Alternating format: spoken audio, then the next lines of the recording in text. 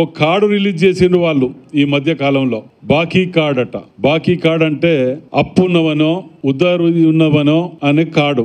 అందులో ఏమేం చేసినాం 6 గ్యారంటీల కార్డులలో అనేది మనందరికీ తెలిసిన విషయమే. కానీ వారి కర్మ ఏంటంటే వాళ్ళ కళ్ళలకు అవపడట్లేదు మేము చేసినవి. గతంలో నిరుద్యోగులను గొంతు కోసిన ఒక్క ఉద్యోగం ఇచ్చిన దాఖలు లేదు వీళ్ళది. మేమిచ్చినాం. మీ కాంగ్రెస్ గవర్నమెంట్ వచ్చిన తర్వాత ఇవాళ యువకులకు ఉద్యోగాలు ఇస్తే 3 కోట్ల రూపాయలకు అమ్ముకున్నారని చెప్పి అవమానపరిచినటువంటి దుర్మార్గులు వీళ్ళు. మరి వీళ్ళని ఏ విధంగా పోల్చాలో తెలియక మేము ఒకటి అంటున్నాం, ఇవాళ దోకేబాజ్ కార్డ్ అనేది మేము రిలీజ్ చేస్తాం ఇవాళ. దీనిని రేపు రాబోయే ఎలక్షన్లో కూడా ఊరూరున ప్రచారానికి ఈ కార్డు పట్టుకొని ప్యాంప్లెట్స్ తిరిగా కార్డుల రూపకంగా వీళ్ళు 10 ఏళ్ళ అధికారం ఇచ్చినా అధికారం మాకు ఇచ్చింది 5 ఏళ్ళు, గడిచింది 2 ఏళ్ళు. ఈ 2 ఏళ్ళల్లో మేము 6 గ్యారంటీలు ఇచ్చిన దాంట్లో మ్యాక్సిమం కంప్లీట్ చేసుకుంటూ వస్తున్నాం.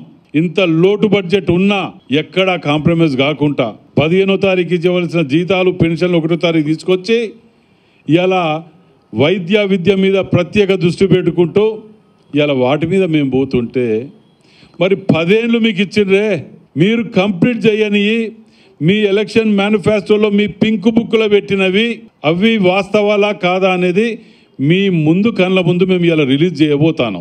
మళ్ళా ప్రజలని మోసం చేయటానికి దొంగ వేషాలు వేసుకొని ఇవాళ మళ్ళా మాయ మాటలతోటి ప్రజలను మోసం చేయడానికి ముందుకు రాబోతుండ్రు.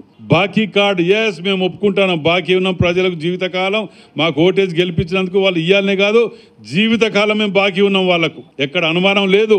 రుణపడి ఉన్నాం, బాకీ ఉన్నాం, మేము నెరవేరుస్తాం. మేము మొదలు పెట్టుకుంటూ తీసుకుంటూ పోతే వాళ్ళు చేసిన వాగ్దానాలు 1, 2 అయితే బాగుండు చెప్పటానికి. ఈ వరంగల్ జిల్లాకైతే ఇక ప్రత్యేకంగా ఒక సముద్రమే తీసుకొచ్చిండు ఏకంగా, అది ఒక్కటి మాత్రం భలే చేసిన దానికి ఆ రోజులల్లో. అంటే వీళ్ళు చేసిన వాగ్దానాలు 10 ఏళ్లలో కంప్లీట్ చేయకపోగా మేము 70% 80% దాకా కంప్లీట్ చేసుకుంటూ వచ్చిన వాటిని బాకీ కార్డ్ ఒక్కటి మాత్రం నిజం మాట్లాడినారు. బాకీ కార్డులో మేము 78% కంప్లీట్ చేసినాం, 30% ఉన్నది. ఆ 30% మా 5 ఏళ్ల టర్మ్లో కూడా మేము ఎప్పుడో కంప్లీట్ చేసేవాళ్ళం వాటిని కూడా. కానీ ఆర్థిక పరిస్థితులు, మీరు చేసిన అప్పులు, మీరు ఊర్లలో పాత సర్పంచులు ఎంపీటీసీలు జెడ్పీటీసీలకు వర్కులు చేయడానికి ఇచ్చి వాళ్ళ డబ్బులు కట్టకపోతే మేము కట్టుకుంటూ వస్తాం. ఇవాళ ఆరోగ్యశ్రీ కానీ ఫీజు రియంబర్స్మెంట్ కానీ మీరు కట్టినవి కట్టకపోతే మేము కట్టుకుంటూ వస్తాను. వీటన్నిటికంటే మీరు తెచ్చిన అప్పులు ఇంట్రెస్ట్ కూడా 11%, 8% దొరుకుతా అంటే కూడా 11%కు ఇంట్రెస్ట్ తెచ్చి రాష్ట్ర ఖజానా మీద మోయలేని భారం మోపినటువంటి దుర్మార్గులు మీరు. వాళ్ళు అమ్మినప్పుడు భూములు విచ్చలవిడిగా అమ్మినప్పుడు అర్థం లేదు. వాళ్ళు చేసినప్పుడు రిజర్వేషన్లు 30 చిల్లర 40 చిల్లర ఉన్నప్పుడు దాన్ని పట్టుకొచ్చి 23 చేసినప్పుడు మాట్లాడని బీఆర్ఎస్లో ఉన్న బీసీ నేతలు కూడా ఇలా ఆత్మపరిశీలన చేసుకోవాలి. 23% పట్టుకొచ్చిన మీరు, మీ నాయకులు. మా నాయకుడు ఇవాళ రాత్రి పగలు కష్టపడుకుంటూ బీసీ జనాభా ప్రకారం ఇవ్వాలని చెప్పి ముందుకు తీసుకుపోతుంటే అడుగడుగున అడ్డంకులు. మేము ఇవాళ వరంగల్ జిల్లా పక్షాల నుంచి కూడా చెప్తున్నాం.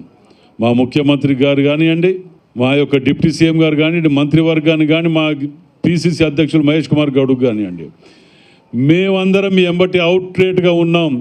ఈ దుర్మార్గుల దుష్ప్రచారాలను తిప్పికొట్టడానికి ఏది స్టార్ట్ అయినా తెలంగాణ ఉద్యమం స్టార్ట్ అయినా వరంగల్ నుంచే, ఏది స్టార్ట్ అయినా వరంగల్ నుంచే. కాబట్టి ఇవాళ ప్రజల దగ్గరికి ఎలక్షన్ల ముందు వీళ్ళు మాయమాటలు చెప్పి మళ్ళా ఒక హైప్ క్రియేట్ చేసుకొని ప్రజలను తప్పుదో పట్టించే ప్రయత్నాలు, చెత్త విధాల అన్ని ప్రయత్నాలు.